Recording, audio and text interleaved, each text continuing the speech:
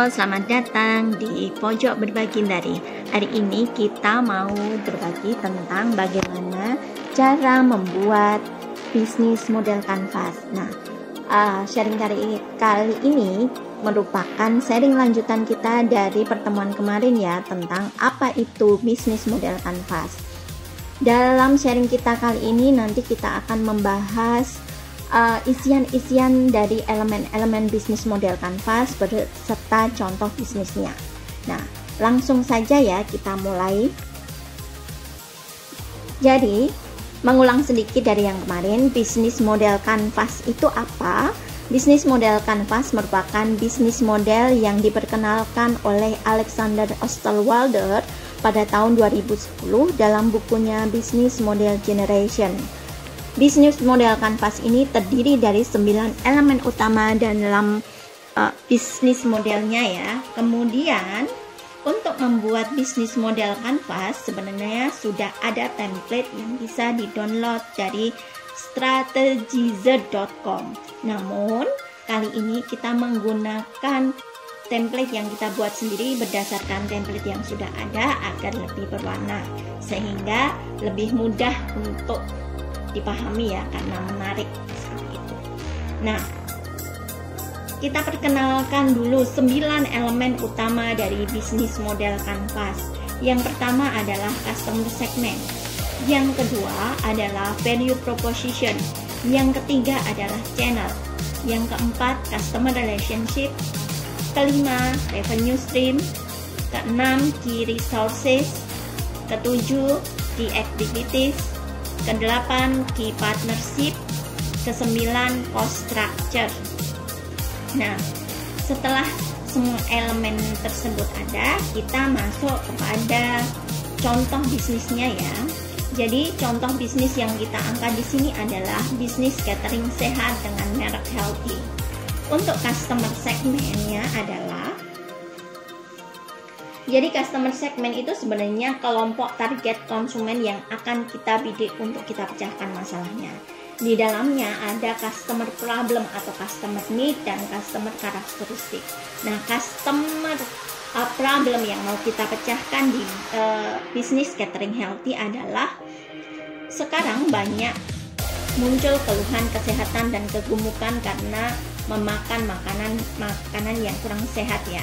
Kemudian dari mereka susah untuk menurunkan berat badan ke berat badan yang proporsional.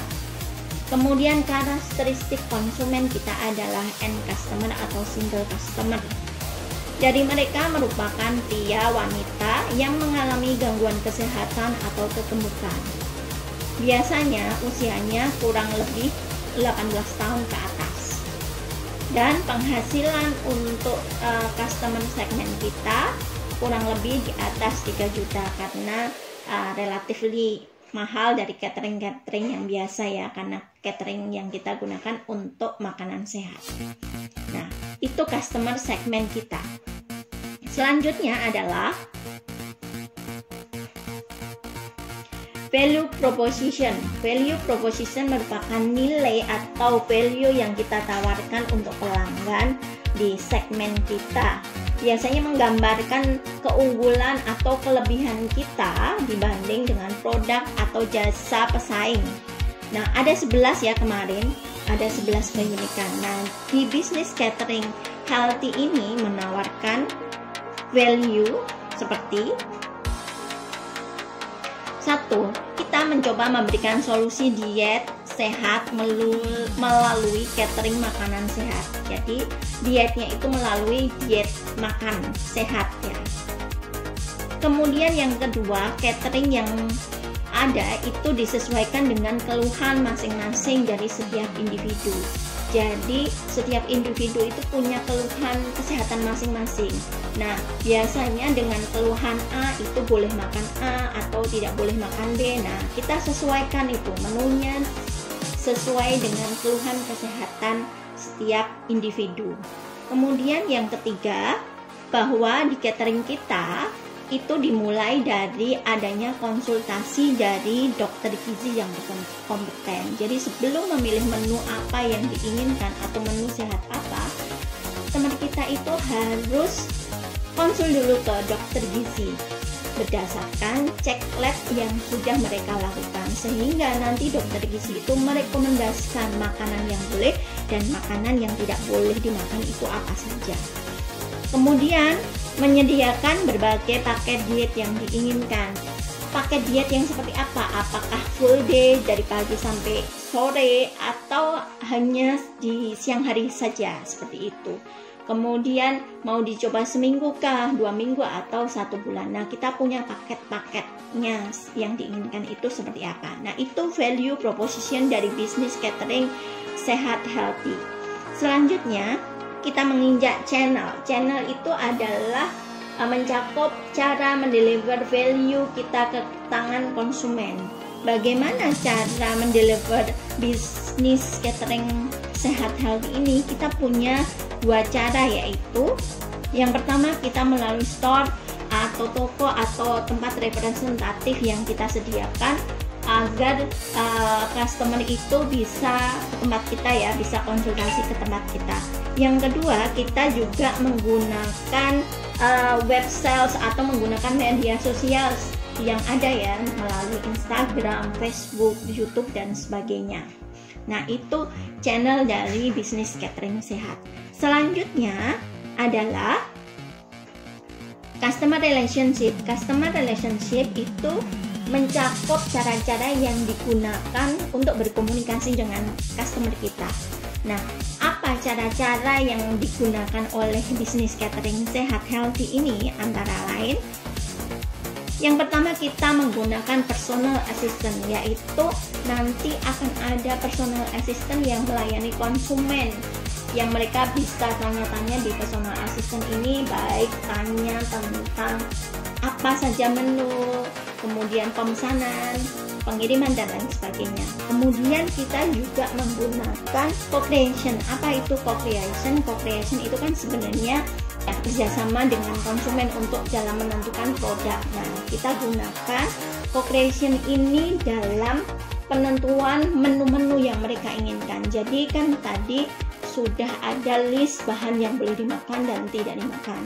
Nah, dari bahan-bahan yang boleh dimakan, kira-kira mau disiapkan menjadi menu makanan yang seperti apa. Contohnya nanti kita list 1-2 menu gitu, mereka diminta memilih atau mereka mengajukan mau dibuatkan seperti apa. Nah, itu juga bisa kita gunakan sebagai referensi bahwa konsumen itu lebih memilih menu yang seperti apa. Nah, itu customer relationship. Selanjutnya kita masuk kepada revenue stream. Revenue stream berhubungan dengan bagaimana cara perusahaan untuk menghasilkan keuntungan dari value proposition yang kita tawarkan. Jadi sumber revenue stream dari bisnis catering sehat healthy ini antara lain, yang pertama adalah konsultasi dari dokter gizi.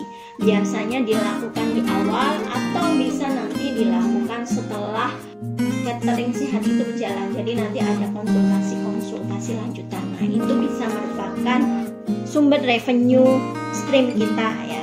Kemudian yang kedua adalah penjualan dari pemesanan catering sehat. Jadi ini ya, jadi memang kita jualannya adalah makanan catering itu dari pemasukan kita, menjadi pemasukan utama kita. Kemudian yang ketiga adalah menjadi pembicara seminar tentang kesehatan. Nah, ini bisa tambahan ketika nanti catering kita sudah besar, itu bisa jadi pemasukan tambahan ketika kita diundang ke seminar-seminar kesehatan ya.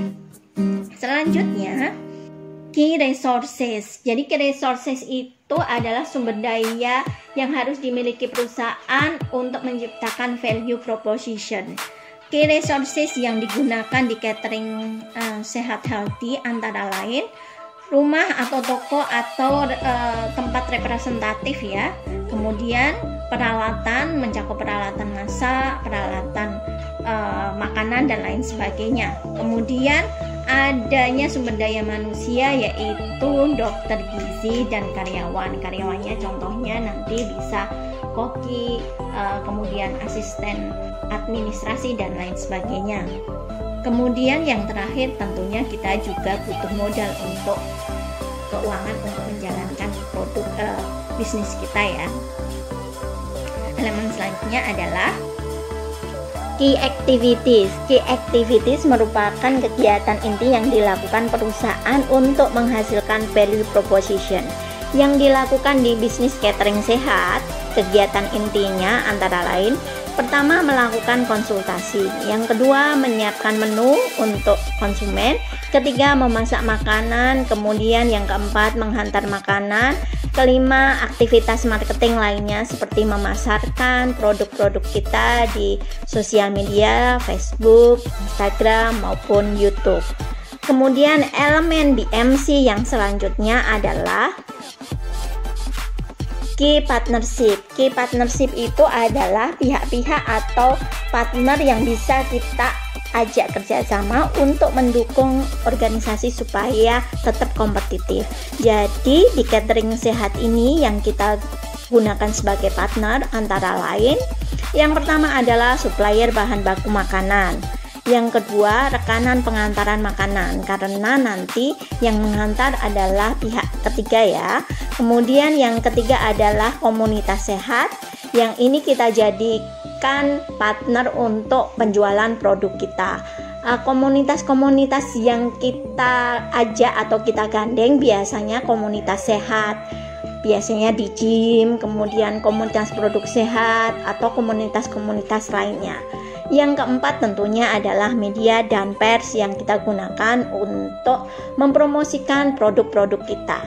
Kemudian elemen bisnis canvas model yang selanjutnya adalah cost structure. Cost structure adalah biaya-biaya yang harus kita keluarkan untuk melakukan kegiatan untuk menghasilkan value proposition.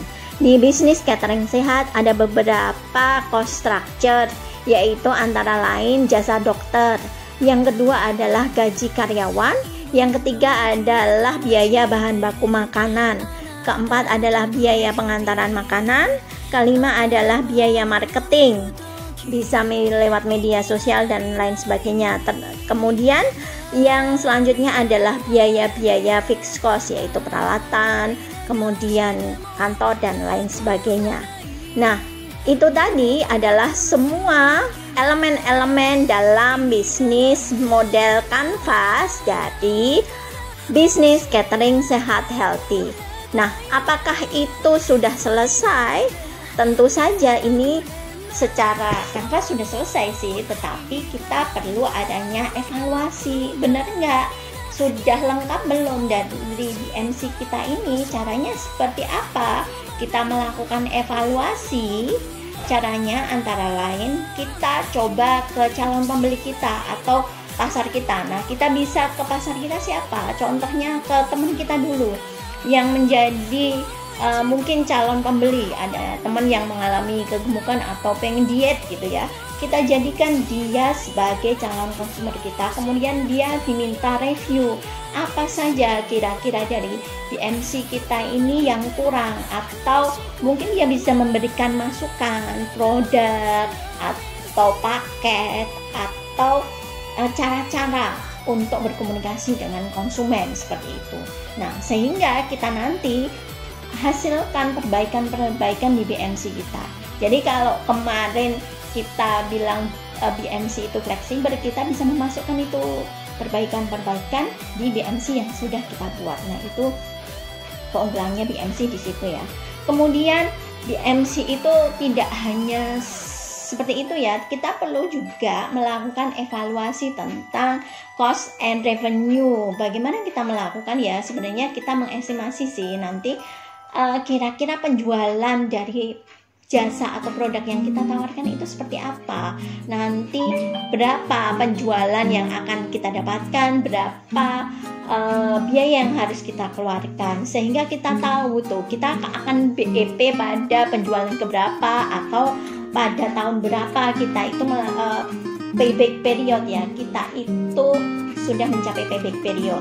Nah, BEP itu apa sih, atau break even point itu apa sih? Titik impas di mana kita itu tidak untung atau tidak rugi, atau pengeluaran dan pendapatan itu seimbang. Kemudian Payback period itu apa sih? Payback period itu adalah periode yang diperlukan untuk mengembalikan nilai investasi yang telah kita keluarkan. Contohnya kita sewa, kita beli peralatan, itu akan, dan biaya-biaya lainnya itu akan kembali pada tahun keberapa, seperti itu, atau bulan keberapa, atau tahun keberapa. Nah, itu perlu kita evaluasi sehingga nanti sebenarnya bisnis model kanvas itu bisa menjadi bisnis model kanvas yang lengkap yang bisa kita eksekusi setelahnya. Nah, itu mungkin teman-teman yang bisa saya sampaikan. Semoga teman-teman juga bisa menyusun BMC untuk bisnis kalian sendiri-sendiri ya. Semoga bisa lekas dieksekusi. Jadi tetap semangat ya. Kita ketemu di info-info atau berbagi selanjutnya.